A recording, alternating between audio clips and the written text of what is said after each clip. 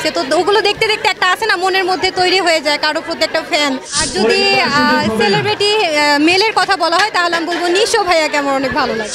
কথা যে নিজেকে এমনভাবে প্রেজেন্ট করো যেন সারা জীবন সবাই আপনার নামটা মুখে রাখতে পারে, এরকম একটা। দর্শক, আপনাদের সকলকে সময়ের দীপ্তি নিউজ চ্যানেলে স্বাগতম জানাচ্ছি।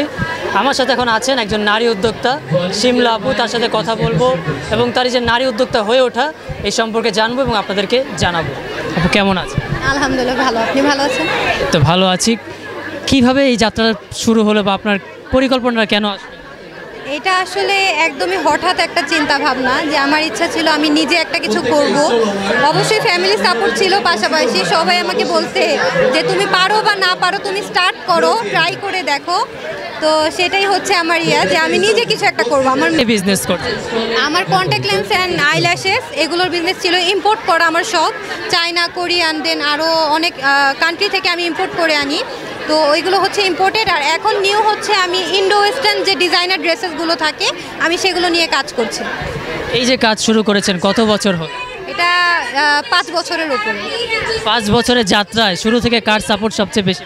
শুরু থেকে হাজবেন্ড, বাবা মা সবাই, কেউ কখনো না করে নাই, সবাই সাপোর্ট করেছে। বাধা আলহামদুলিল্লাহ আমি পাইনি। আমার শ্বশুর বাড়ি, আমার বাবার বাড়ি, আমার হাজবেন্ড সবাই আমাকে অনেক সাপোর্ট করেছে। বাধাটা আমি আলহামদুলিল্লাহ ফেস করি নাই, এটা আমার লাকি পয়েন্ট বলতে গেলে। আমি দেখতে পেরেছি আপনার কিন্তু ফেসবুকে ভালো ফলোয়ার্স আছে, কখনো নেগেটিভ মন্তব্য এসেছে? নেগেটিভ মন্তব্য না, আসলে আমি নিজেকে কখনো ওইভাবে প্রেজেন্টই করি নাই যে আমি আর কি কখনো নেগেটিভ মন্তব্যের কোনো শিকার হব। যেটাই করেছি খুবই ব্যালেন্স রেখে করেছি। আমার কখনো ভাইরাল হওয়ার কোনো চিন্তাও ছিল না, অতিরিক্ত ফেমাস হওয়ার চিন্তা ছিল না, যতটুকু আর কি ব্যালেন্সে করা সব। বোঝা গেল আপনি পজিটিভ থিঙ্কার। তবে যে অনেক আমার লাইফে আমি ছোটোখাটো একটা মানুষই থাকবো, বাট আমার লাইফে এত নেগেটিভিটি আমার দরকার নেই।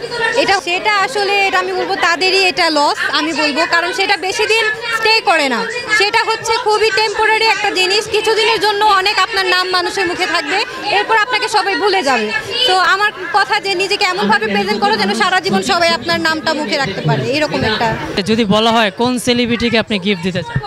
সেলিব্রিটি এটা কি অবশ্যই, যেহেতু আমার ফিমেল সব লেডিস জিনিসপত্র, তো আমার তো অবশ্যই কাকে ফিমেলই দিতে হবে। তো যে আমার প্রোডাক্ট ভালোভাবে প্রমোট করতে পারবে আমি তাকে গিফট করব। পছন্দ নাই বাংলাদেশের কোনো অ্যাক্ট্রেস কি অ্যাক্ট্রেসের কথা বলছেন? ফিমেলের মধ্যে আমি বলবো বিদিয়া সিনহা মিমকে আমার অনেক ফেভারিট। আর যদি সেলিব্রিটি মেলের কথা বলা হয় তাহলে আমি বলবো নিশো ভাইয়াকে আমার অনেক ভালো লাগে। সাকিব খানকে কি পছন্দ না?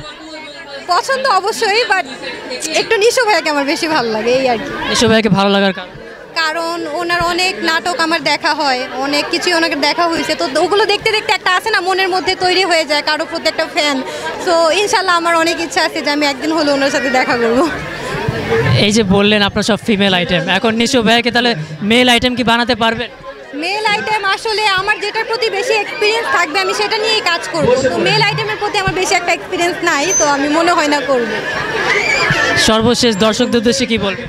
উদ্দেশ্যে বলবো সবাই আমার মতো যারা নারী উদ্যোক্তারা আছেন বা কিছু করতে চাচ্ছেন তারা অবশ্যই চেষ্টা করেন এখনই করে ফেলার।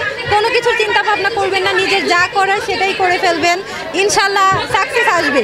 চেষ্টা না করলে সাকসেস পাবেন না, চেষ্টা করলেই সাকসেস পাবেন।